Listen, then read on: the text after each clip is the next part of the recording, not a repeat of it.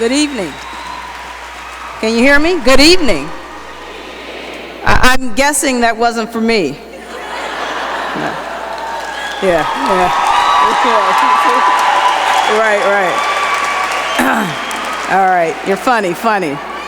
Yeah, thanks. Okay, I am Kathy Cohen, professor of political science and former director of the Center for the Study of Race at the University of Chicago. Thanks. Okay. And it is my honor and pleasure this evening to introduce our speaker, Angela Davis. Now, okay. You gotta hold back until she speaks, okay? All right. Before I say a very brief introduction about Angela, I want to thank a number of people and entities that made tonight possible. First, I want to thank the Center for the Study of Race, Politics, and Culture, in particular, a few staff members, but the entire group. Michael Dawson, the director. Tracy Matthews, who has done, exceptional work to pull this off. Sean Lee, project assistant. I also want to thank the Center for the Study of Gender and Sexuality. Yes.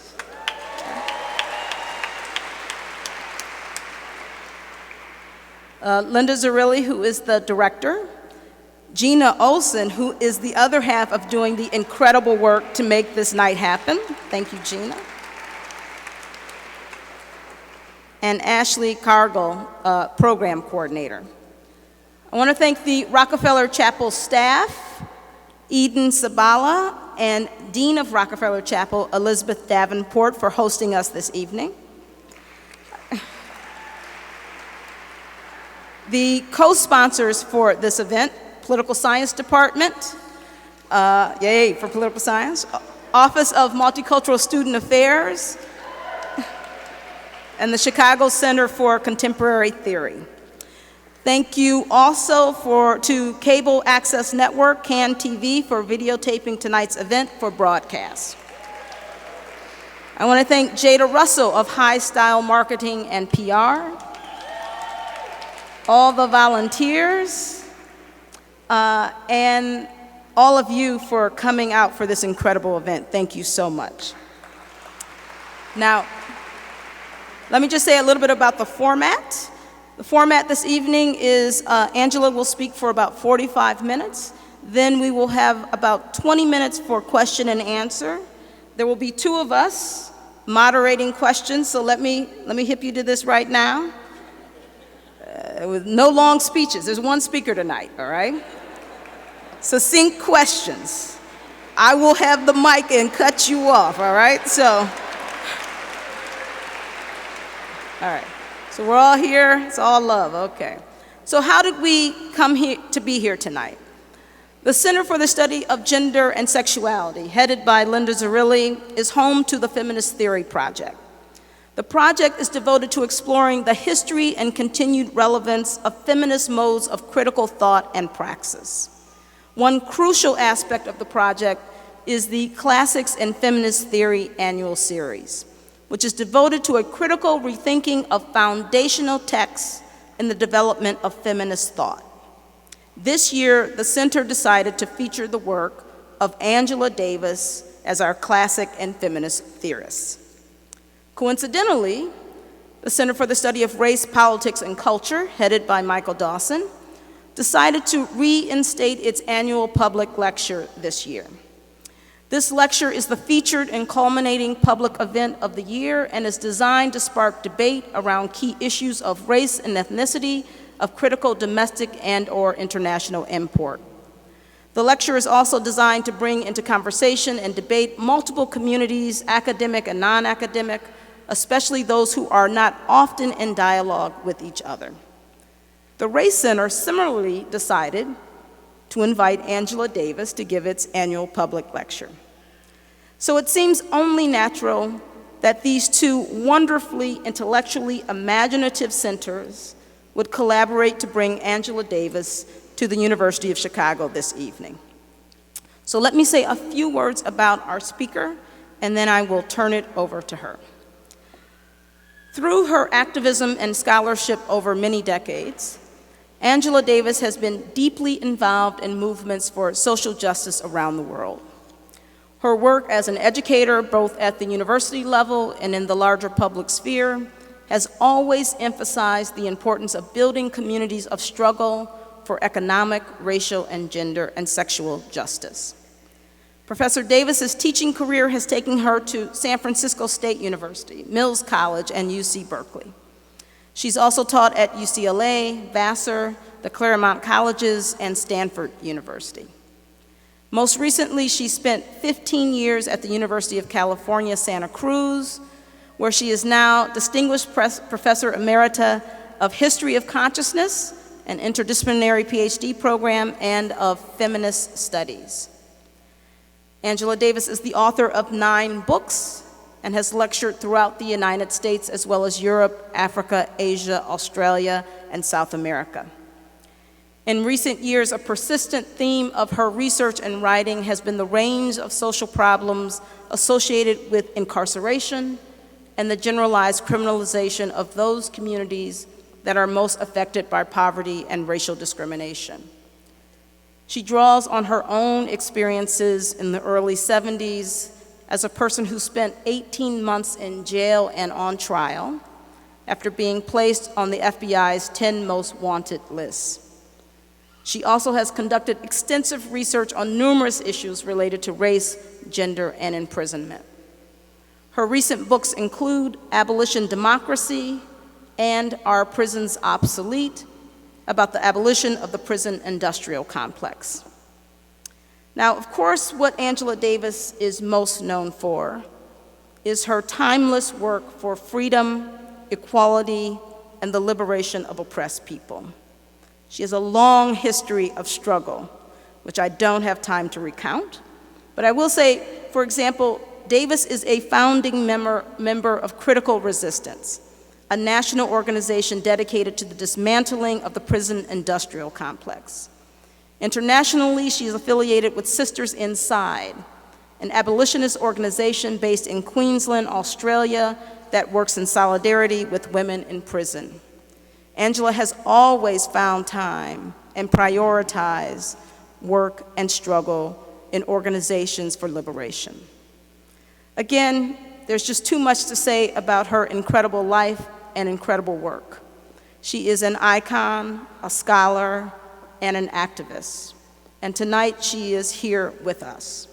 So I would ask you to join me in welcoming our speaker for this evening, Angela Davis, who will speak on feminism and abolition.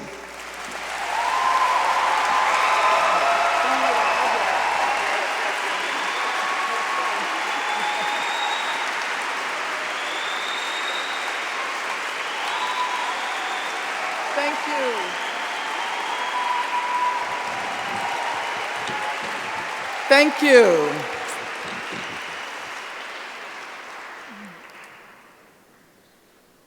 Thank you so much for the amazing welcome. First of all, let me also say thank you to the Center for the Study of Race, Politics, and Culture, and to the Center for the Study of Gender and Sexuality. And I'd like especially to say thanks to Tracy Matthews for being such a wonderful host during my days in Chicago. And of course, I've known her since she was an undergraduate at the University of Michigan, so it's wonderful to spend time together again.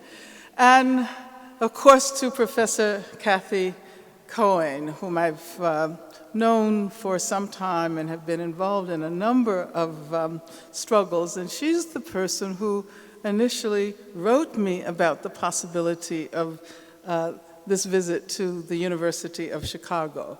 And let me say, this is the first time in many years that I have spent an extended period of time in Chicago. That is to say, 4 whole days. If yesterday and today felt like the Chicago I've always known, Tuesday and Wednesday were the most beautiful days in the city I ever experienced. And I started to think, I can live in Chicago. Until the wind and the cold returned yesterday. But I still like Chicago.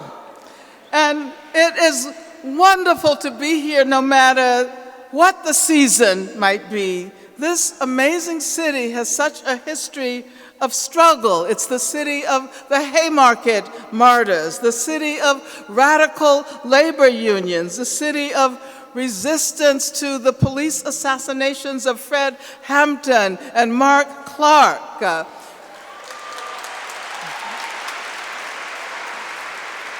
It's the city of Puerto Rican activism against colonialism. It's the city of immigrant rights activists. And of course, it is the city of the Chicago Teachers Union.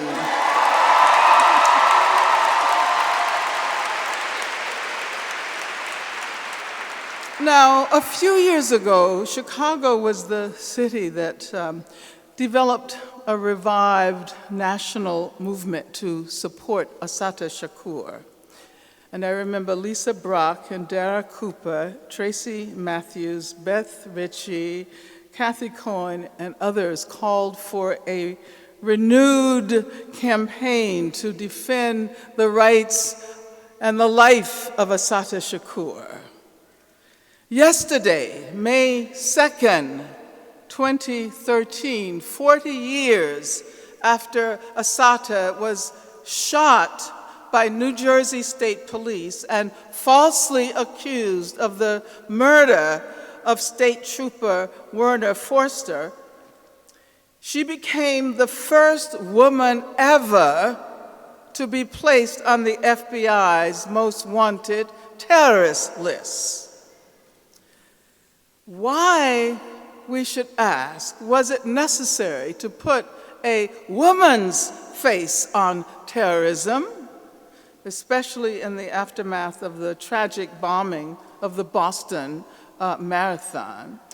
Why was it necessary to put a black face on terrorism, especially after initial news about the Boston bombing that the perpetrator was a black man, or if not a black man, at least a dark-skinned man in a hoodie, the ghost of Trayvon Martin?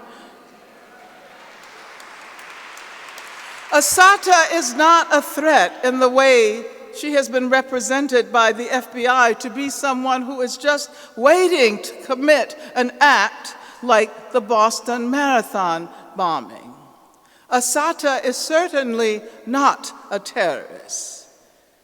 But if she is in no position to commit acts of violence against the US government,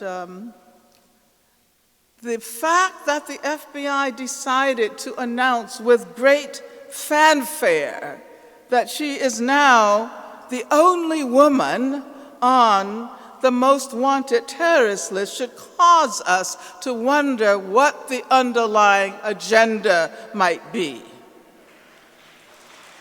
And I should say that I especially empathize with Assata because it was 43 years ago that I was placed on the FBI's 10 most wanted list.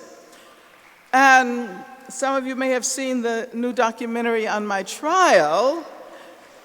And as that documentary reveals, President Richard Nixon congratulated, openly and ceremoniously congratulated the FBI for catching me, and in the process labeled me a terrorist as well. So I know the dangerous consequences that can follow from this ideological labeling process. That this is happening 40 years after Assata's original arrest should give us cause to reflect. First of all, it reminds us that there is much work left over from the 20th century, especially for those of us who identify as advocates for peace, for racial gender, sexual justice for a world that is no longer mutilated by the ravages of capitalism. We are 4 decades removed from the era of the 60s, which is universally remembered as an era of radical and revolutionary activism. Being at a historical distance, however, does not extricate us from the responsibility of defending and indeed liberating those who were and still are willing to give their lives so that we might build a world that is free of racism and imperialist war and sexism and homophobia and capitalist exploitation.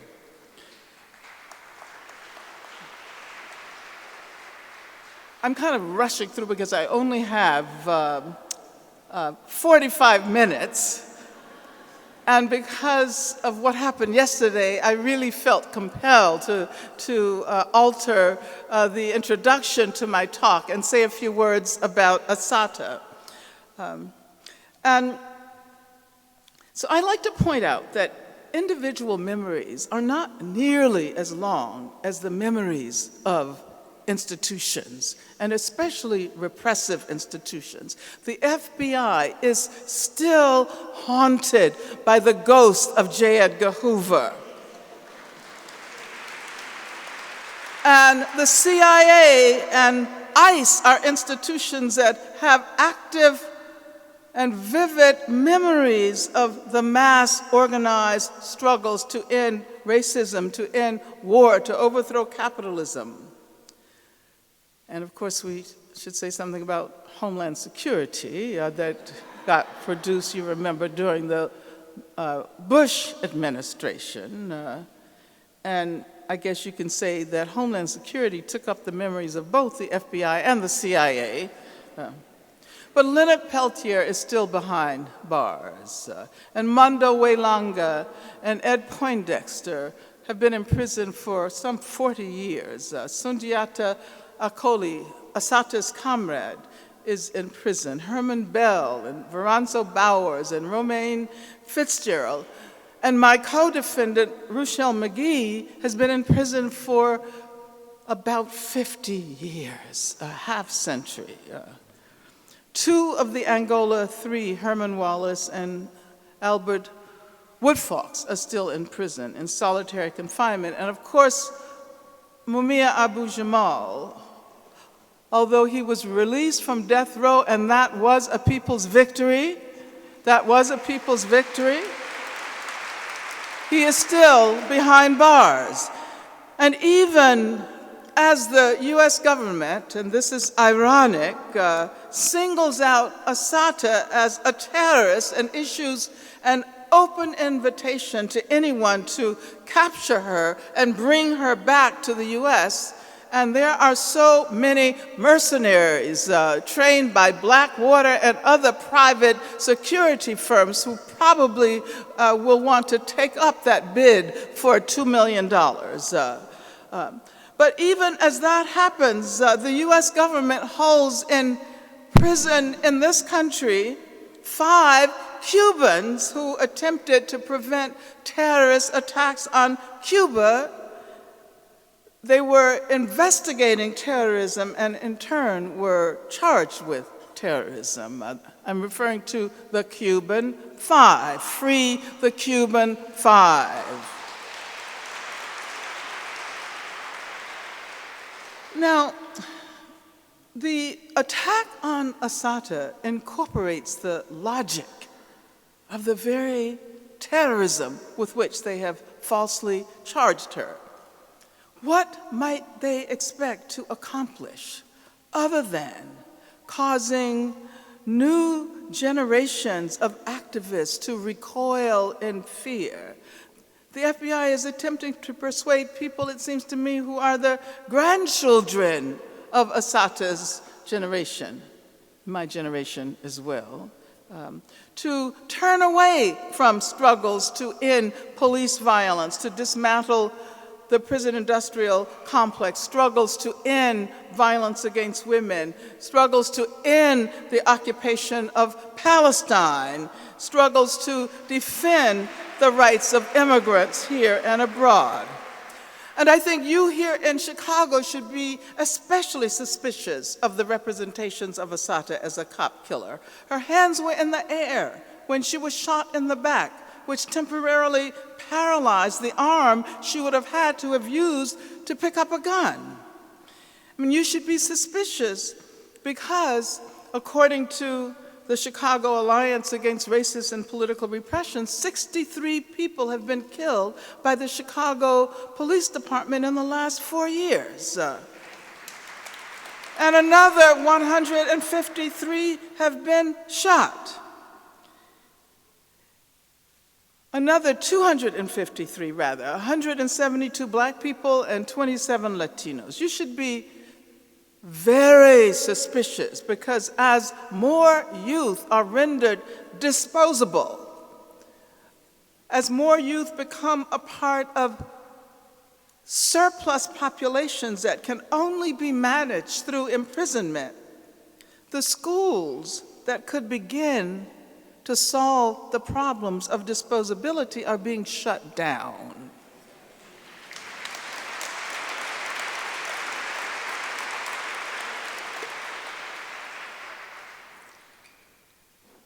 According to Karen Lewis, who is one of the most amazing leaders of our time, I think, some 61 schools in this city face closure. And I think this is a good way to stage our discussion of feminism and abolition, which I consider to be essential theories and practices for the 21st century. Assata Shakur represented within feminist struggles and theories an example of the way black women's representations and their involvement in revolutionary struggles militated against prevailing ideological assumptions about women. In fact, during the latter 20th century, there were numerous debates about how to define the category woman. There were numerous struggles over who got included and who was excluded from that category. And these struggles, I think, are key to understanding why there was some measure of resistance from women of color and also poor and working class white women to identify with the emergent feminist movement. Many of us considered that movement at that time to be too white and especially too middle class, too bourgeois. And in some senses, the struggle for women's rights was ideologically defined as a struggle for white middle-class women's rights, pushing out working class and poor women, pushing out black women, Latinos, and other women of color from the discursive field covered by the category woman. The many contestations over this category helped to produce what we came to call radical women of color feminist theories and practices. At the very time these questions were being raised, these questions about the universality of the category woman, similar concerns about the category human were being debated, especially in relation to the underlying individualism of human rights discourses. How could this category be rethought, not only to embrace Africans, indigenous people, other non-Europeans, but how might it apply to groups and communities as well, not only to individuals? And then, of course, the slogan, human rights are women's rights, or I think it went, women's rights are human rights, began to emerge in the aftermath of an amazing conference that took place in 1985 in Nairobi, Kenya. I guess there's some people in the house who attended that conference, am I right? Okay, I see some hands out there. Great. And it was an amazing conference. I could spend the rest of my time here, talking about what happened at that conference, but I have to move on rather quickly. And at that conference, for the very first time, there was a very large delegation of U.S. women of color. And I think it was the first time that U.S. women of color became active in an international arena. Now, the problem was that many of us then thought that what we needed to do was to expand the category women so that it could embrace Black women, Latina women, and so forth, Native American women, et cetera. We thought that by doing that, we would have effectively addressed the problem of the exclusivity of the category.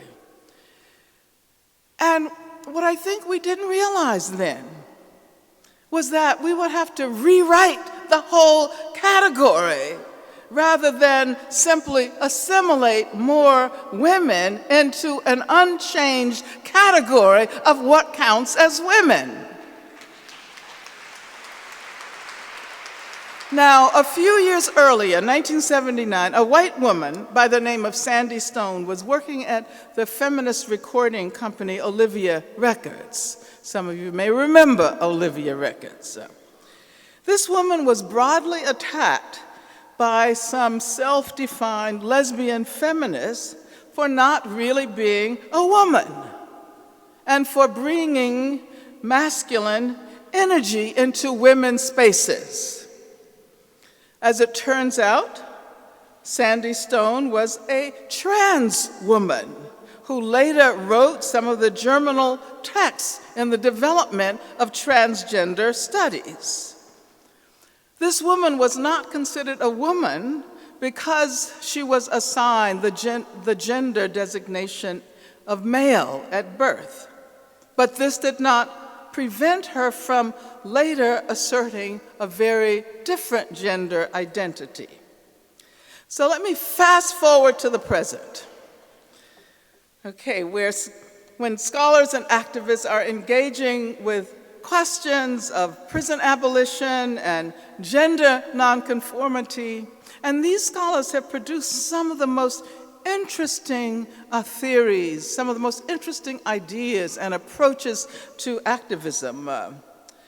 But before I go into this, let me say parenthetically that I had the opportunity this morning to attend a part of a very exciting colloquium on the asylum and the prison that was organized by Professor Bernard Harcourt in the Political Science Department, and we can all applaud. And I heard two very brilliant presentations by Michael Rembis and Liat bin Moshe, and I wish that all of you had been able to hear them, because it's often assumed that such issues as psychiatric incarceration and the imprisonment of people who are intellectually and developmentally disabled are marginal questions. However, precisely the opposite turns out to be the case. As both of the presenters emphasize, there is a great deal to be learned about the potential of decarceration and abolition in relation to prisons, about the potential possibilities of abolishing the prison industrial complex by looking very closely at the deinstitutionalization of asylums and psychiatric institutions. So having said that, what I want to do is address another issue and struggle that is unfortunately too often considered to be marginal to the larger prison abolition struggle. So as I was saying, in relation to these contestations over the category woman, let's fast forward to the present. And let's visit the San Francisco Bay Area where I live. And an organization that is called Transgender, Gender Variant, Intersex Justice Project. Now, TGI Justice Project is an organization led by women of color, by trans women of color. The executive director is a woman whose name is Miss Majors. And yeah, I'll tell Miss Majors that she got a lot of applause in Chicago. And that's especially important because she was raised on the south side of Chicago, not very far from here. She describes herself as a Black, formerly incarcerated, male to female transgender elder. Born and raised on the south side of Chicago and a veteran activist, she participated in the Stonewall Rebellion in 1969.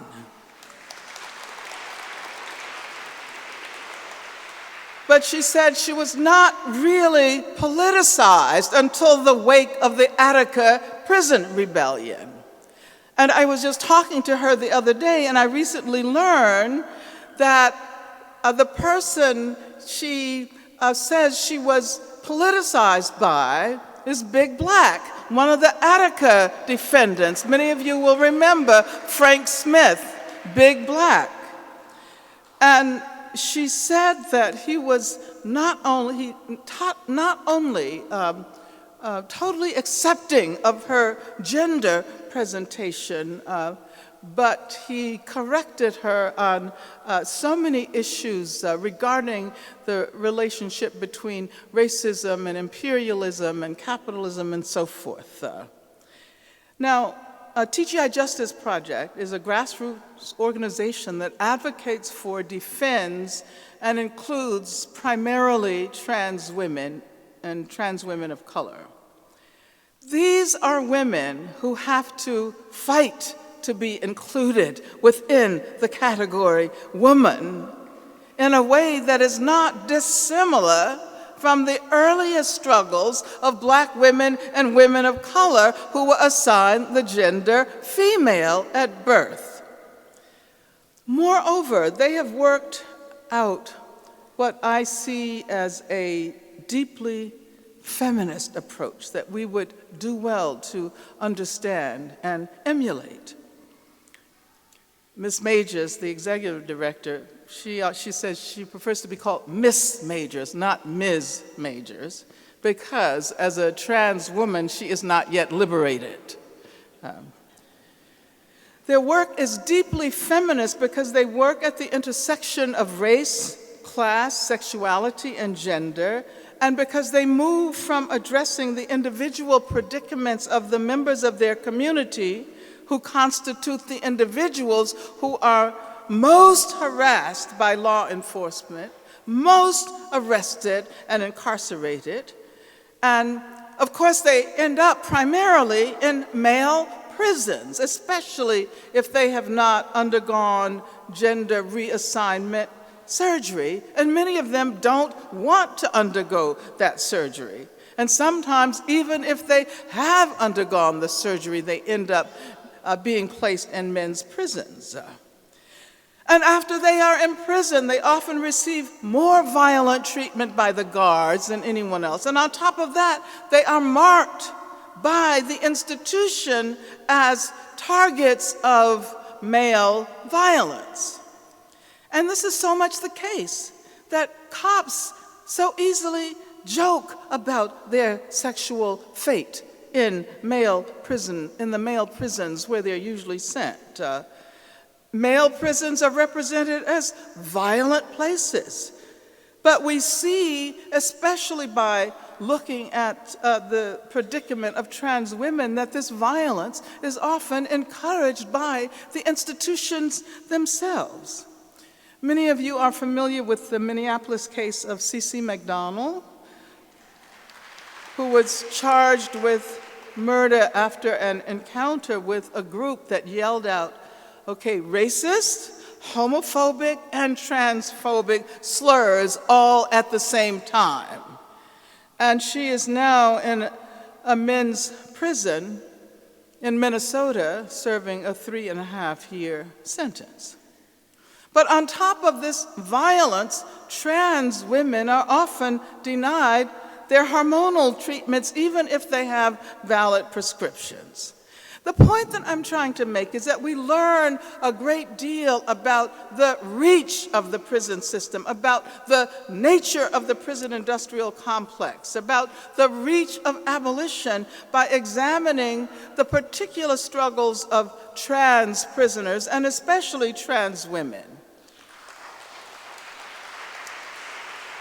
But perhaps most important of all, and this is so central to the development of feminist, abolitionist theories and practices, we have to learn how to think and act and struggle against that which is ideologically constituted as normal.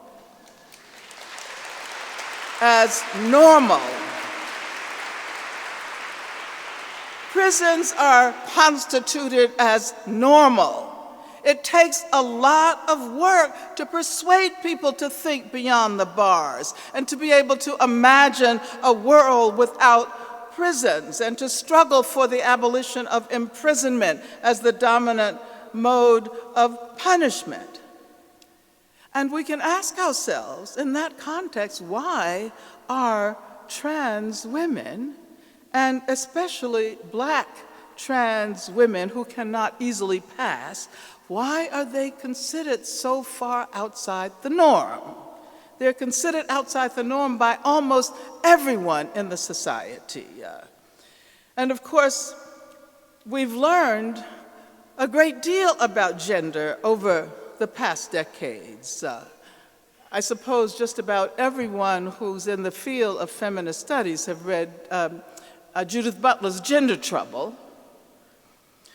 But you should also read Beth Ritchie's most recent book, amazing book,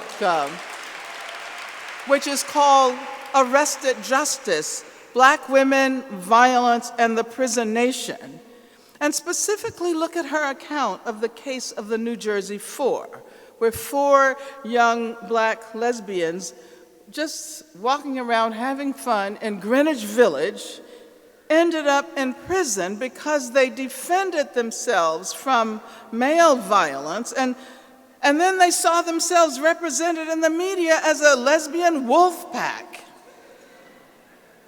And so we see that here race, gender, sexual nonconformity can lead to racist bestialization, which is an attack, as one of my students, Eric Stanley, points out in his dissertation, is an attack not only against the humans, but against the animals as well. And that's important to acknowledge. TGI Justice Project is an abolitionist organization. It calls for a dialectic of service provision and abolitionist advocacy. And so what we see in TGIP is a kind of feminism that urges us to be flexible, not to become too attached to our objects, whether they are objects of study, and I say that for the academics in the house, or whether they are objects of our organizing, and I say that for the activists in the house, and sometimes you embody both scholars and activists, right? TGIP shows us that these objects can become something entirely different as a result of our work. It shows us that we need to, it shows us that the process of trying to assimilate into an existing category is in many ways runs counter to the whole effort to produce something radical or revolutionary. And it shows us that we should not try to assimilate trans women into a category that remains the same, but that the category itself has to change so it does not simply reflect normative ideas of who counts as women and who doesn't. But by extension, there's another lesson. By extension, the lesson is don't even become too attached to the concept of gender. Because as a matter of fact, the more closely we examine it, the more we discover that it is embedded in a range of social, political, cultural, and ideological formations. It is not one thing. There is not one definition. And certainly, gender cannot now be adequately described as a binary structure, with male being one pole and female at the other. And so bringing trans women, trans men, intersex, many other forms of gender nonconformity into the concept of gender, it radically undermines the normative assumptions of the very concept of gender. And I want to share with you this really wonderful quote from Dean Spade, whom I understand spoke yesterday. From my understanding, he writes, a central endeavor of feminist, queer, and trans activists has been to dismantle the cultural ideologies, social practices, and legal norms that say certain body parts determine gender identity and gendered social characteristics and roles.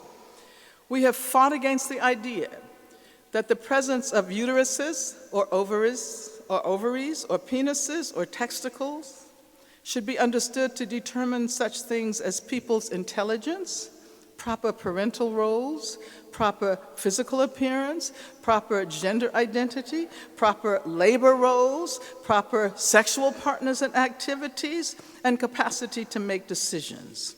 We have opposed medical and scientific assertions that affirm the purported health of traditional gender roles and activities that pathologize bodies that defy these norms. We continue to work to dispel myths that body parts somehow make us who we are and make us less than or better than, depending on which we may have. Now, trans scholar activists are doing, as I said, some of the most interesting work on prison abolition. And I just want to mention 3 recent books by scholar activists who engage with trans abolitionist politics.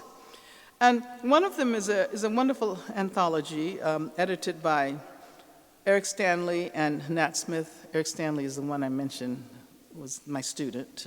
And it's called Captive Genders, Trans Embodiment and the Prison Industrial Complex. And Andrea Ritchie, Kay Whitlock, and Joey Mogul just recently published an anthology called Queer Injustice, the Criminalization of LGBT People in the United States. And then Dean Spade, whom I just recently quoted, and he's so amazingly prolific, I can't imagine how he writes all of these books and articles, and he's always on the front line in demonstrations all over the world. But anyway, it's called Normal Life, Administrative Violence, Critical Trans Politics, and the Law. Now, I would argue that all 3 of these texts are feminist, and feminist not so much because they address a feminist object, although racism, the prison industrial complex, criminalization, captivity, violence, and the law are all objects that feminism should analyze, criticize, and also resist through struggle. But I see these texts as being feminist primarily because of their methodologies. And feminist methodologies can assist us all in major ways as researchers, academics, and as activists and organizers. When we discover what appears to be one relatively small and marginal aspect of the category, of what is struggling to enter the category, so that it can basically bust up the category, this process can illuminate so much more than simply looking at the normative dimensions of the category. And, academics are trained to fear the unexpected. But also activists always want to have a very clear idea of our trajectories and our goals. And in both instances, we want control. We want control so that oftentimes our scholarly and activist projects are formulated just so that they reconfirm what we already know. And that is not interesting. That is boring. That is boring. And so how to allow for surprises, and how do we make these surprises productive? And let me just make a tangential remark here, because in many ways this is about how to build on the surprise element. When I was in high school, I really loved to square dance. I did. I loved it. And then later on, toward the Black Liberation Movement, somebody told me that black people don't square dance. Why are you square dancing? Black people don't square dance. And then most recently, of course, I came across the Carolina Chocolate Drops, who are absolutely incredible. But I also ran across the story that I want to share with you about a square dance caller here in Chicago. And I think her name is Sandra Bryant. I read this somewhere online. The square dance caller said she received a telephone call from someone who wanted her to call for their square dance club. And so she says, okay, let me look at my calendar.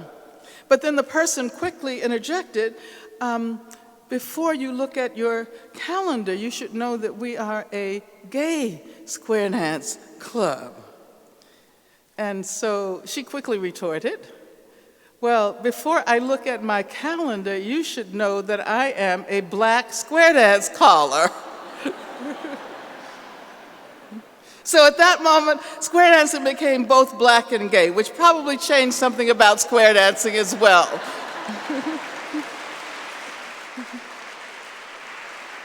Well, you may think I was digressing, but not really, because I want to emphasize the importance of approaching both our theoretical explorations and our movement activism in ways that enlarge and expand and complicate and deepen our theories and practices of freedom. Feminism involves so much more than gender equality, and it involves so much more than gender. Feminism it must involve a consciousness of capitalism. I mean, the feminism that I relate to. And there are multiple feminisms, right? So it has to involve a consciousness of capitalism and racism and colonialism and post-colonialities and ability and more genders that we can even imagine and more sexualities than we ever thought we could name. Feminism has helped us not only to recognize a range of connections among discourses and institutions and identities and ideologies that we often tend to consider separately. But it has also helped us to develop epistemological and organizing strategies that take us beyond the categories women and gender.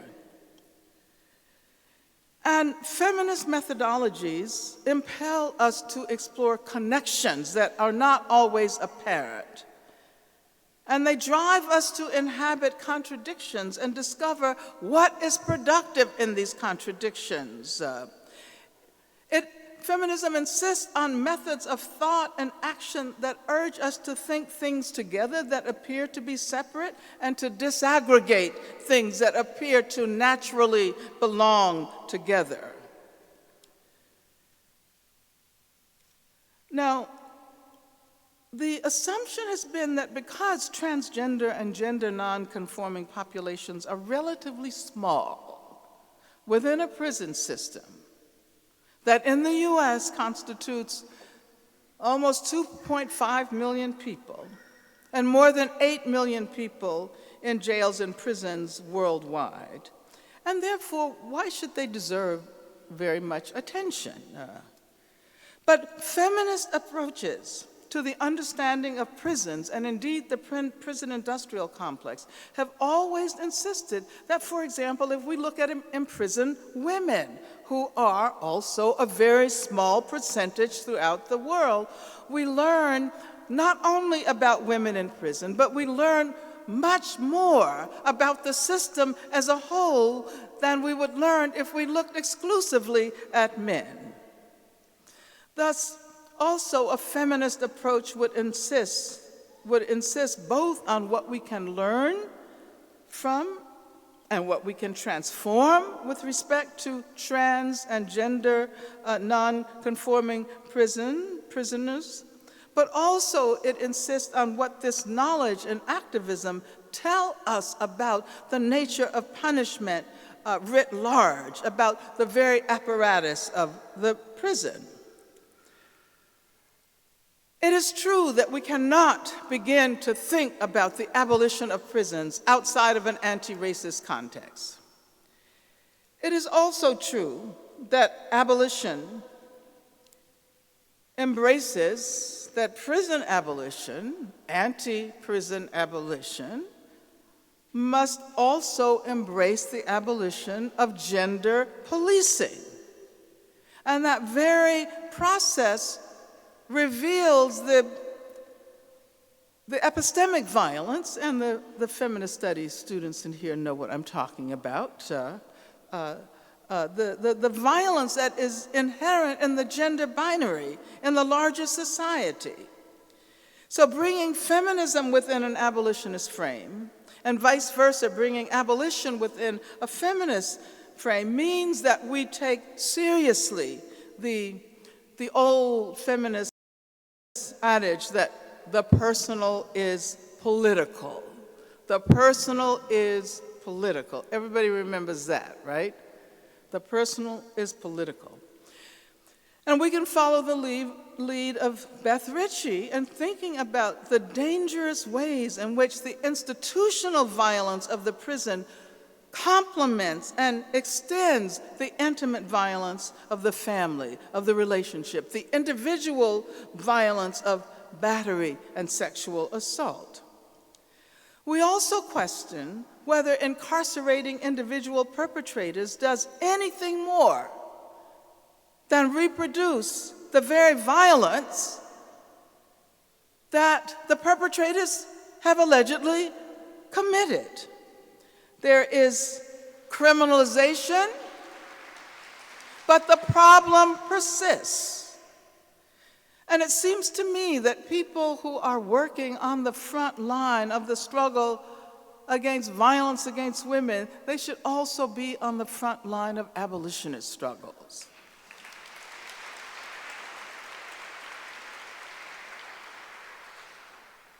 And people opposed to police crime should be opposed to what is constructed as domestic violence. There's public violence and there's privatized violence. There's a feminist philosophical dimension of abolitionists, both abolitionist theories and practices. The personal is political. There is a deep relationality that links struggles against institutions and struggles to reinvent our personal lives and recraft ourselves.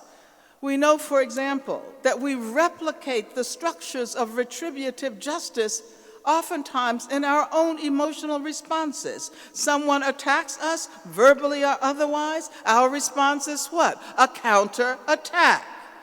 The retributive impulses of the state are inscribed in our very emotional responses. The political reproduces itself through the personal. This is a feminist insight, a Marxist-inflected feminist insight that perhaps reveals some influence of Foucault. This is a feminist insight regarding the reproduction of the relations that enable something like the prison industrial complex. Now, we recognize, or we should recognize, that the imprisoned population could not have grown to almost 2.5 million people in this country without our implicit assent. And we don't even acknowledge the fact that psychiatric institutions are often an important part of the prison industrial complex, nor do we acknowledge the intersection of the pharmaceutical industrial complex and the prison industrial complex. But the point that I make is that if we had mounted a more powerful resistance in the 1980s and in the 1990s during the Reagan-Bush era and during the Clinton era, we would not be confronting such a behemoth today. We have had to unlearn a great deal over the course of the last few decades. We have had to try to unlearn racism, and not only white people. People of color have had to unlearn the assumption that racism is individual, that it is primarily a question of individual attitudes that can be dealt with through sensitivity training. You remember Don Imus called the Rutgers women's basketball team nappy-headed hoes about 5 years ago. 5 years later, he's rehabilitated. But of course, this doesn't compensate for the fact that Troy Davis is dead, his life claimed by the most racist of all of our institutions, capital punishment. No amount of psychological therapy or group training can effectively address racism in this country unless we also begin to dismantle the structures of racism. And prisons are racism incarnate. As Michelle Alexander points out, they constitute the new Jim Crow, but also much more. As the linchpins of the prison industrial complex, they represent the increasing profitability of punishment. They represent the increasingly global strategy of dealing with populations of people of color and immigrant populations from the countries of the global south as surplus populations, as disposable populations. Put them all in a vast garbage bin. Add some sophisticated electronic technology to control them and let them languish there. And in the meantime, create the ideological illusion that the surrounding society is safer and more free because the dangerous Black people and Latinos, the Native Americans, and the dangerous Asians and the dangerous white people, and of course the dangerous Muslims are locked up. And in the meantime, corporations profit and poor communities suffer. Public education suffers. Public education suffers because it is not profitable according to corporate measures. Public health care suffers. If punishment can be profitable, then certainly health care should be profitable too. This is absolutely outrageous. It is outrageous. It is also outrageous that the state of Israel uses the carceral technologies developed in relation to U.S. prisons not only to control the more than 8,000 Palestinian political prisoners in Israel, but also to control the Palestinian population. These carceral technologies, for example, the separation wall, which reminds us of the border wall, the U.S.-Mexico border wall. The separation wall and other carceral technologies are the material constructs of Israeli apartheid.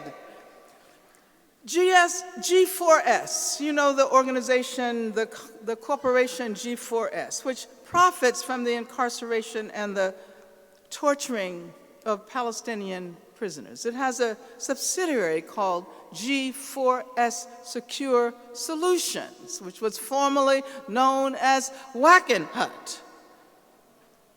And just recently, a subsidiary of that corporation, Geo Group, which is a private prison company, attempted to claim naming rights at Florida Atlantic University by donating something like $6 million, right? And the students rose up. They said that our football stadium will not bear the name of a private prison corporation.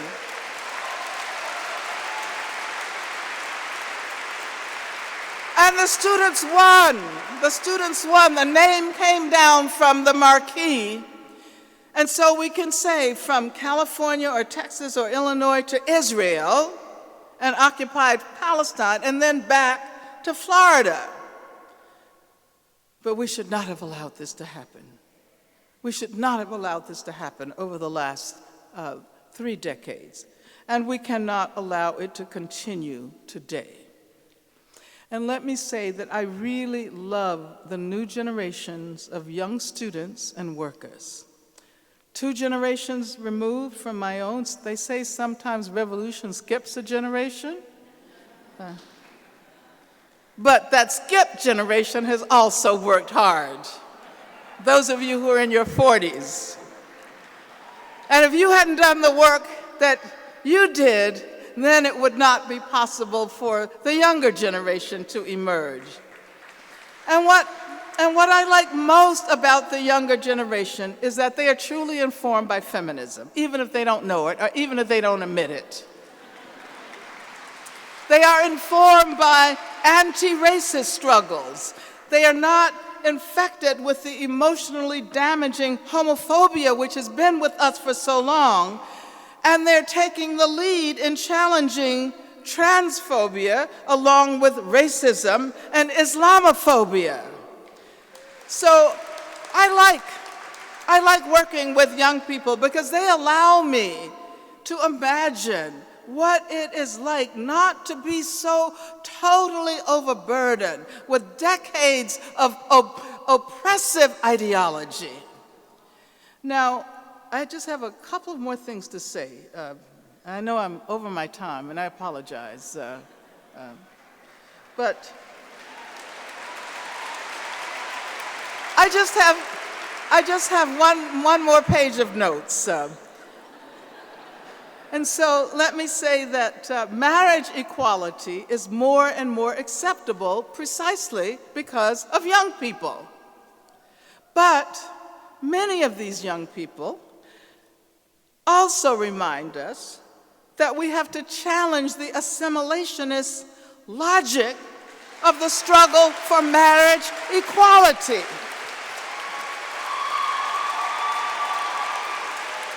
We cannot assume that once outsiders are allowed to move into the circle of the bourgeois heteropatriarchal institution of marriage, that the struggle has been won.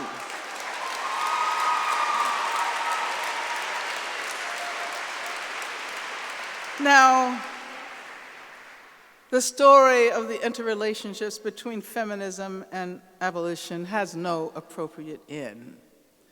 And with this conversation, we have just begun to explore a few of its dimensions. But if I have not come to the end of the story, I've certainly come to the end of my time. So I want to let Assata Shakur have the last word tonight. At this moment, she wrote a few years ago, "I am not so concerned about myself. Everybody has to die sometime, and all I want is to go with dignity. I am more concerned about the growing poverty, the growing despair that is rife in America. I am more concerned about our younger generations who represent our future. I am more concerned about the rise of the prison industrial complex that is turning our people into slaves again. I am more concerned about the repression, the police brutality, violence, the rising wave of racism that makes up the political landscape of the U.S. today. Our young people deserve a future, and I consider it the mandate of my ancestors to be a part of the struggle to ensure that they have one. Thank you very much.